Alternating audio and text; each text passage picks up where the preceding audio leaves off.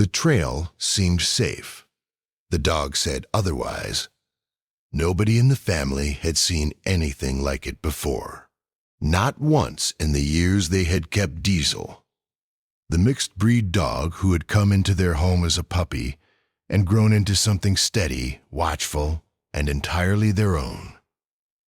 And yet, on an otherwise ordinary afternoon in their backyard nature trail, the animal began behaving in a way that Gary, a youth soccer coach with years of professional training, could not categorize.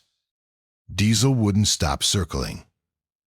It started small, a restlessness around the edges of the room, pacing near the doorway, returning to stand near Zara, the 2-year-old, then pacing again.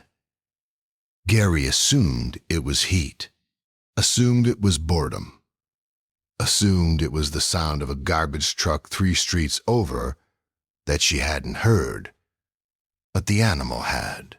She told herself this because she was a youth soccer coach, because she had professional frameworks for understanding behavior, because she had learned over years of working with human beings in distress that the most dangerous assumption is always the one that feels most reasonable. Zara sat on the living room carpet in a patch of afternoon light, utterly unbothered. The mixed-breed dog planted itself 6 inches from the toddler's side and exhaled through its nose.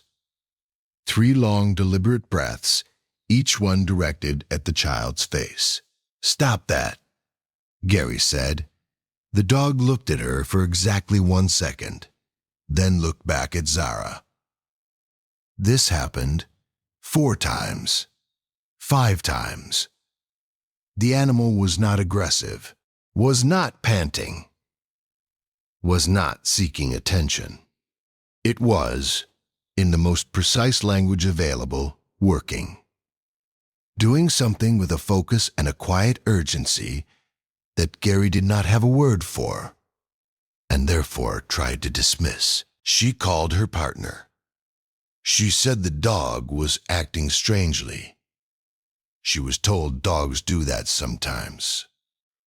She moved Diesel to the back hallway and closed the door.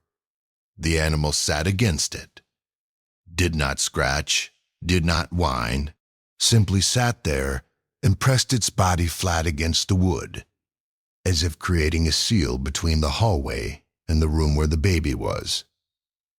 Gary went back to the kitchen, made tea, told herself she would mention it at the next vet appointment.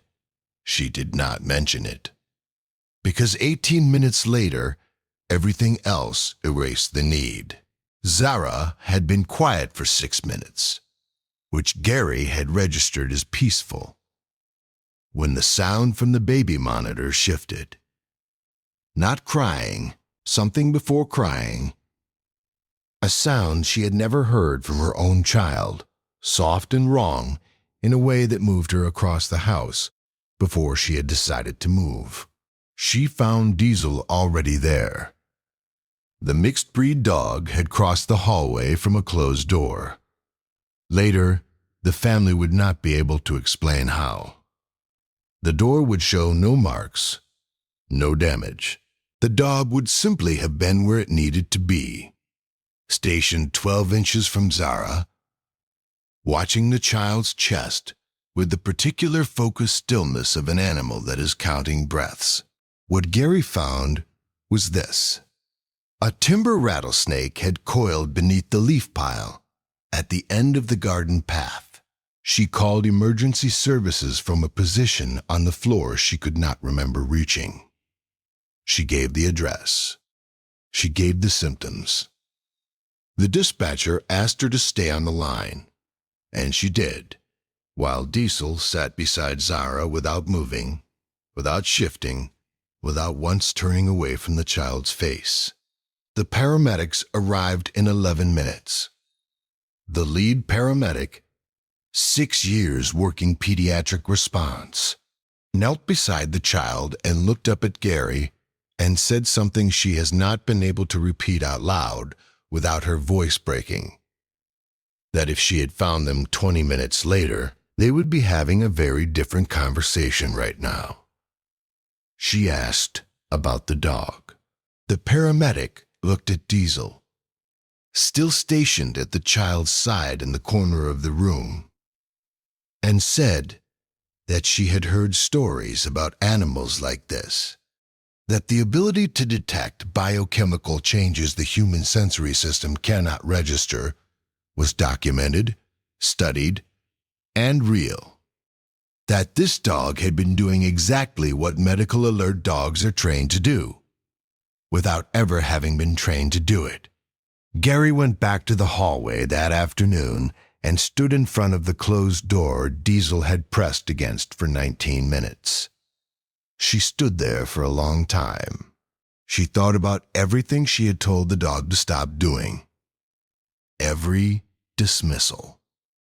Every professional framework she had used to explain away what she was seeing.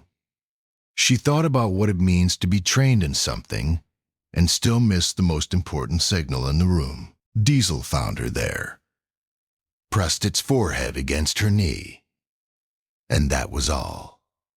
The family has not moved the dog's bed since. It sits at the foot of Zara's mattress now, in a room with a working monitor, a charged phone on the nightstand, and a mixed-breed dog who no longer has to press against any closed door. If stories like this live in your heart, you're already in the right place. Subscribe so the next one finds you. Has your pet ever done something that made no sense until later it was the only thing that made sense? Tell us below.